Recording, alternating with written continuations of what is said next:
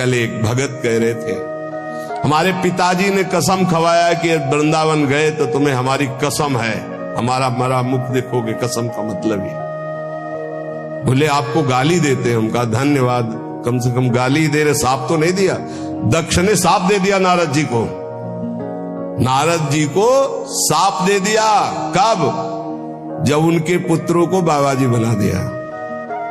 भगवान के मार्ग में जब प्रशस्त कर दिया दक्ष के पुत्रों को, तो दक्ष जी ने जल हाथ में लिया। जब नारद जी गए तो ये नहीं पूछा कि क्या हालचाल, कहा मैं साफ देता हूं, हमारे पुत्रों को भगवत मार्ग में लगा दिया, तुम 2 घड़ी से ज्यादा कहीं जिंदगी में टिकी ना पाओ। 2 घड़ी का मतलब होता है 48 मिनट। बोले इतने में तुम बहुत बड़ा काम कर देंगे, 48 मिनट में तुम बाबा जी बना देंगे भगवत मार्ग के पति।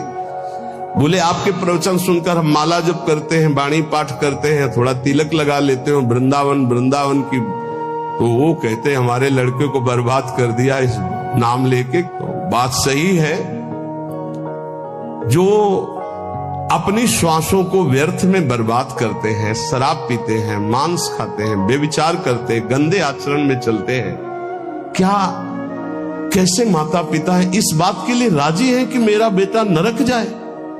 इस बात के लिए राजी कि मेरा बेटा गलत आचरण करे, और वही शराब पी के जब आवे तो 2-4 मुझे थप्पड़ मार के घर से बाहर करे, ये आचरण? अगर माता पिता को भगवान मानकर उनकी सेवा करो। वो कह रहा था कि आप अपराध भर हमको ना बोध कराएं, तो एक बार अंदर से इच्छा कि अपने बाप को उठा के पटके और खूब धुलाई। तो हम कहा अगर हमें मित्र मानते हो तो एक शब्द भी कटु मत बोलना। गुरु मानते हो कि नहीं वो तो तुम जानो, दोस्ती के लिए तो हम हाथ फैलाते हैं, हम हित मित्र हैं। अगर हमें मित्र मानते हो तो ऐसे माता पिता के रोज पैर छुओ, उनमें भगवान की भावना करो और मेहनत करो, लेबरी करके भी कमाओ और उनको खवाओ पियाओ, और वो जब हमारी निंदा करे तो कान में अंगुली डाल लो और अपने सत्मार्ग में चलो। बड़ा विचित्र समय है। जो माता पिता प्रथम गुरु कहे गए हैं,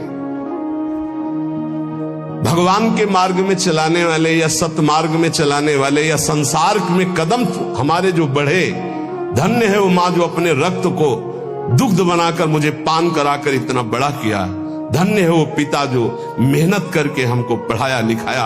अब वो चाहे जितना कड़ुआ बोले, हम उसे भगवान की तरह पूजेंगे। सबको ये मानना चाहिए।